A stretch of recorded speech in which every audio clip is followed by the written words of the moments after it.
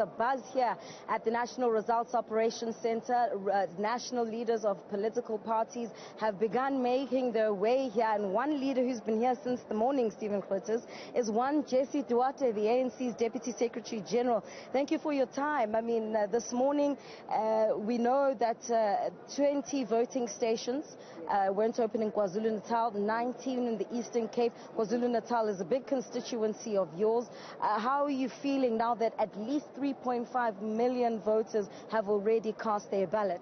We think that's very good. It shows that people are going out to vote. Of course, we would like to encourage those who haven't yet made it to their voting district to do so. Local government elections is an important one. It talks to your own direct concerns. It's your first contact with government.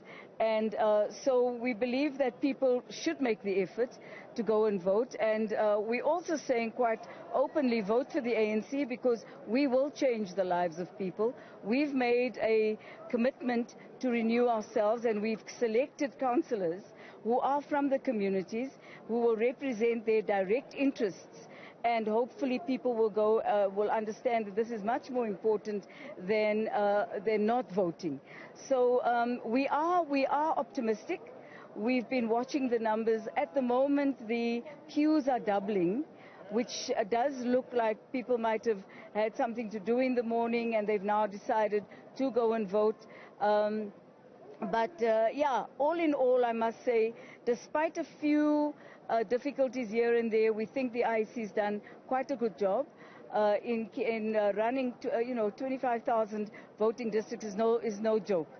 So yeah, we're okay, we're good. Let's reflect a bit on the election campaign trail, starting off with the fact that the ANC this time around decided to actually constitute an electoral committee headed by former Deputy President Kgalema Motlanthe.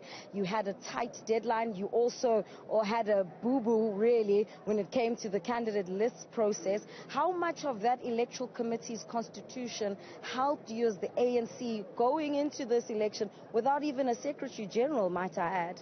I think enormously. What it did was it enabled us to have an independent team of people who were responsible for dealing with the selection of candidates' processes. And it gave us the opportunity to actually work more directly on the campaign itself. And so normally that would be one person's responsibility. We split it, and that gave us a huge boost in terms of furthering responsibility down the line. And I must say, look, all our leaders have helped. Former President Mbeki, former President Zuma. So everybody it was all hands on deck. Nobody stepped away from this campaign. And we also saw a number of old activists coming back to the fold to campaign for the ANC. And I think there's a sense that people understand that we mean business by the renewal, and that they can see that things are in fact shaping towards an ANC that is very serious about service delivery and about who we put in place to deliver those services. Would you agree then with some of the sentiments that whilst you've rolled out all your heavyweights, your old activists, the vanguards of the movement, that this was also a campaign that was dealing with a lot of anger and frustration and disenchantment towards the African National Congress? I think that a lot is quite an exaggeration. I believe that there are pockets of concerns in our country where people are concerned that they have not, for instance, water was a major issue, especially in some urban areas and also in a few of the rural areas.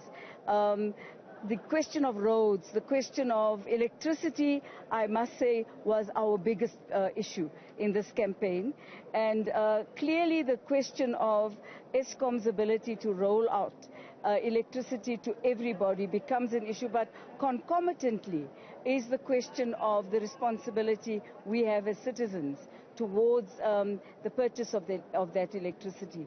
Now, I think we've managed to deal with the issue in as far as dealing with Eskom on it, and also, for example, Eskom in the beginning told us, well, they've got 109 little power substations that are not working. When we checked in the last week, it was 33 or less. So there has been improvement, but it's not enough. I think the biggest issue was the indiscriminate cutting off of electricity of people who have paid with those who are not paying. So the continuing discussion with Eskom is quite important for them to understand the realities of our people in the communities, as long as they also understand that we understand their reality, and we are not impervious to the debt burden that is there. And this is something that will be one of our major tasks going forward.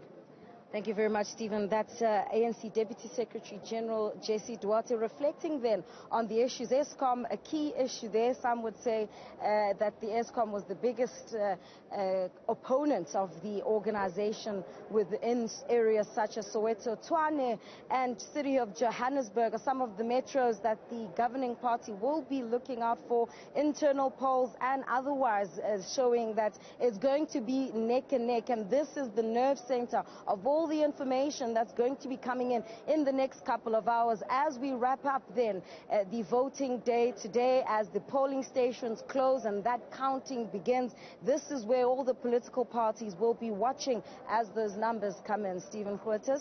Ziyanda Ngcobo, thanks very much indeed. Live already from the Results Operations Centre. We'll be broadcasting from there later in the evening as well, of course, when you start to see Kathy Mokgohlane from 5 o'clock.